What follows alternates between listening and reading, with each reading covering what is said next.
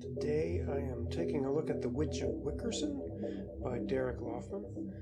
This was published by Derek himself through a Kickstarter campaign, February of 2022. Now it's March, like mid-March 2022 now, and I have the book in my hands, and it is a beautiful book. I don't know, you can see maybe the gloss finish. I think they call it a UV coating that's put onto the main character and the lettering, which is gorgeous. But what you can't unfortunately tell through video is the texture on this cover is just beautiful. It's almost suede-like. It's got this soft feel to it that I just can't get over.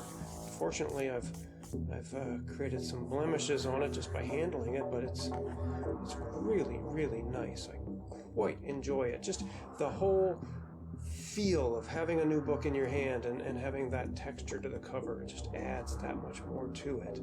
It is a hardcover book, and you know it's pretty standard as hardcover books go nowadays. You know, if you think about traditional bookbinding, you would have pages all stitched into like leaflets and then stitched into a cover kind of thing.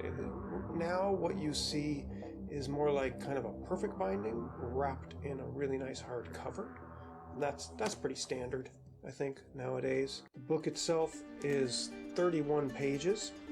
I was lucky enough to get one of the Kickstarter books with Derek having signed it himself, which I'm very pleased with. There are an additional, Derek listed it as, I think, 8 pages, but really it's like 15 pages of behind-the-scenes content that you get, at least with this Kickstarter campaign, which I love to see. I love seeing artists, rough drawings and their sketches and that sort of thing. That really makes me happy when I get that in a book. The story follows the main character, Tobin, as he goes on what I can only describe as sort of a quest.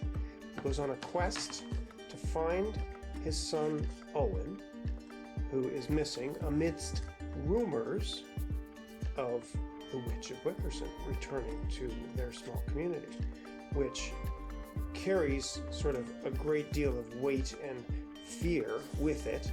The witch has what I guess you would call a familiar, which all the mice fear, of course, being a cat and all. This reminds me a lot of classic old school fairy tales, which are not always as whitewashed as the Disney-fied versions have become. There's usually some scary parts.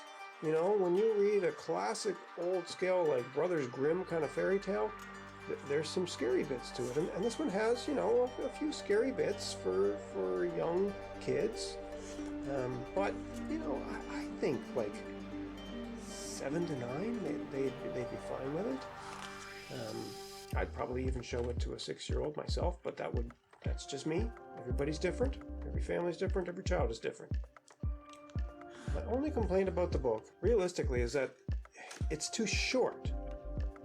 And what I mean by that is there are moments, and actually this is a perfect example, there are moments in the story that I feel like could have had more impact if there was more, a slower pacing to it, which would mean drawing more artwork and adding more pages. But, this is a really good example where Tobin falls down into this hole, lands at the bottom, and immediately upon landing, there are 2 moles, I believe they are, and the first thing that comes out of their mouths is, "You think it's dead?" Like, you haven't had time as a reader to really recognize that someone might think Owen is dead.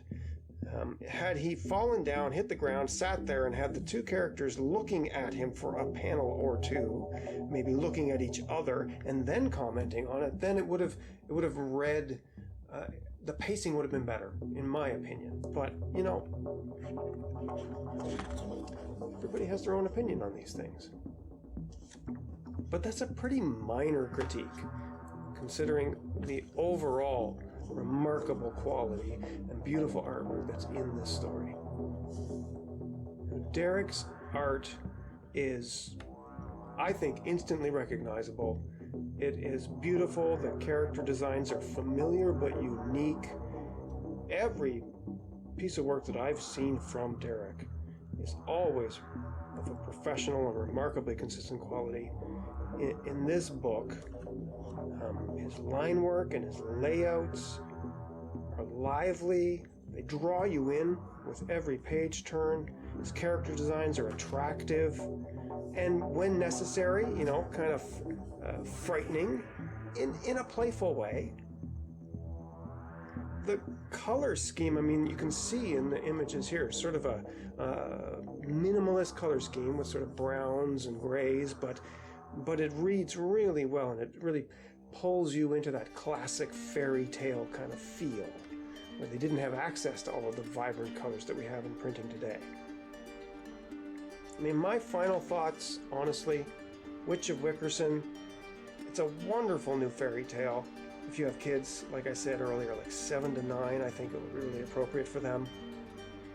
And I think it'll become a family favorite, even after just one reading. I hope that Derek eventually releases it, like a re-release with a little slower pacing, a few more pages, spreading the story out a little bit, maybe giving us an opportunity to really get to know the main character's child that he's searching for before he begins his search, so that you really become attached and engaged and empathetic with his plight. But beyond those minor critiques, it's just a beautiful book and a really engaging story. I wholeheartedly recommend it. If you want to see more content like this, like and subscribe, and hit the bell, and I'll see you next time.